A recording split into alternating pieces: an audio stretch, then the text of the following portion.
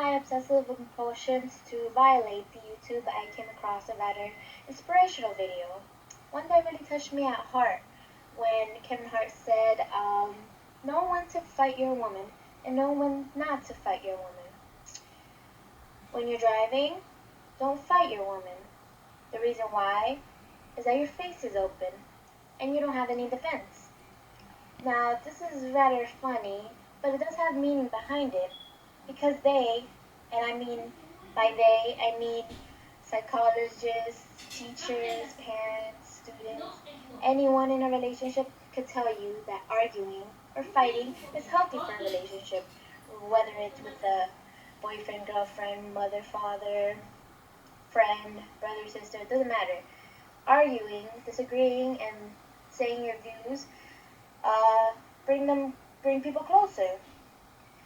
But through my experience as a girlfriend and through the flaws that I have come with amends with in my relationship is that when I argue, I tend to be a little emotional and a little aggressive, a little tear here, a little something there. But that's normal. I'm a girl. But what if arguments get too intense and you start insulting each other and there's no compromise? So, through my research to improve my personal relationship and to inspire others, I have found 5 healthy habits of arguing or fighting because relationships is the basis to a happier and stress-free life if you know how to harbor arguments with your significant other in the environment you're in.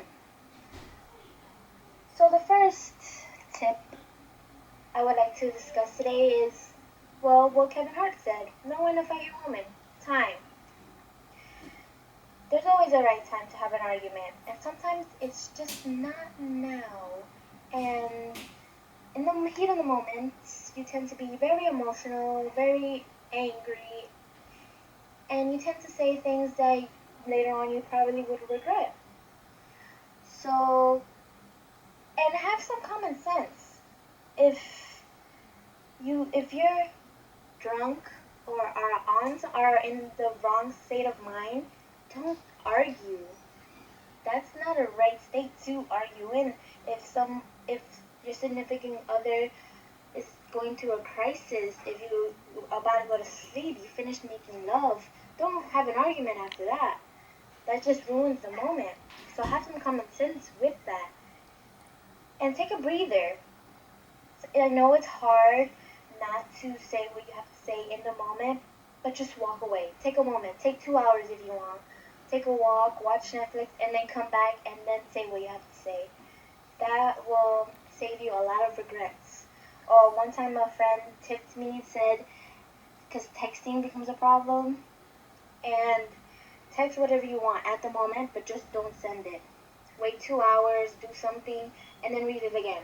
And you'll see everything that you will regret if you would send that text. So, save it.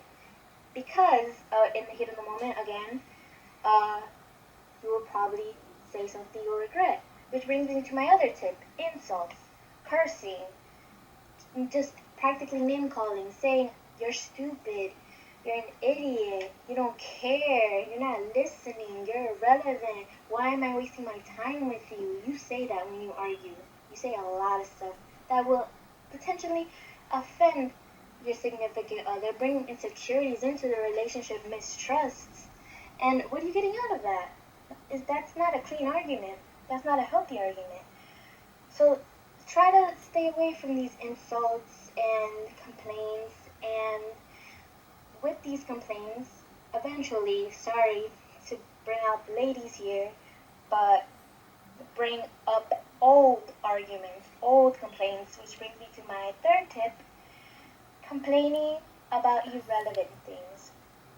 I know I said ladies, and I'm sorry, but us females tend to have a good memory. To put it nicely, we don't forget anything. So let's say you're having a conversation with your husband and you're complaining and you're like, oh, remember that time, that first date, and you didn't pay for it and I did, and now you don't want to pay for our taxes 5 years later.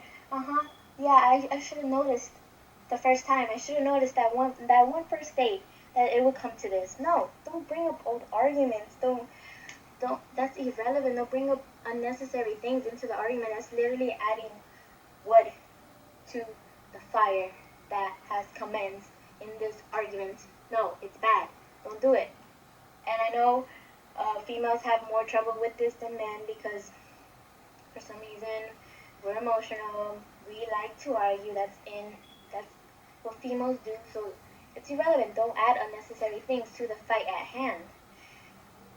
Which brings me to my fourth tip, which is something that comes with all the mechanisms and all the flaws of arguments, comes as almost like a shield, defense mechanism that comes on top of each person in an argument, and it becomes this back and forth thing, this defense thing that comes in between arguments.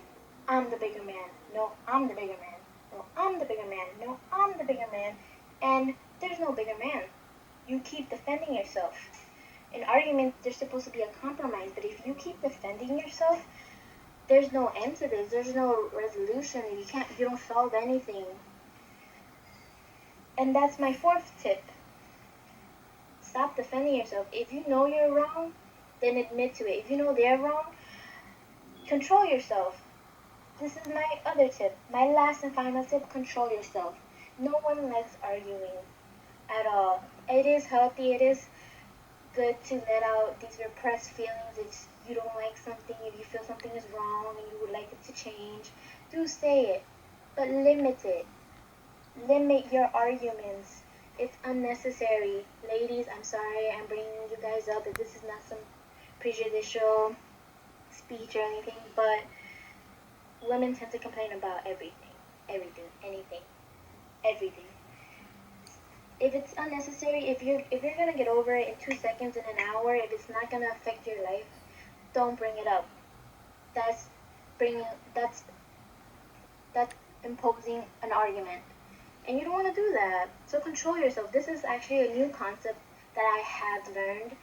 Control yourself, because you are in charge of the person. You are in charge of how you act, how you feel, how you talk, what you say, and the people you surround yourself with. So control yourself. I have found this peace of mind, this enlightenment, that you can't control everyone. You just can't. So no man can control his woman completely. No woman can control his man completely. You can't change a person. They are who they are. So just control yourself. And that will lead to a healthy relationship.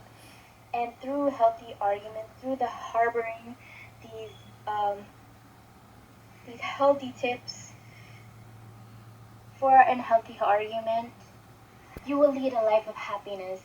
And there's a quote by Dr. Arbor saying that when you practice these healthy habits of arguing, you will find that these conflicts will bring you and your significant other closer, more secure, and just more in love through these tips.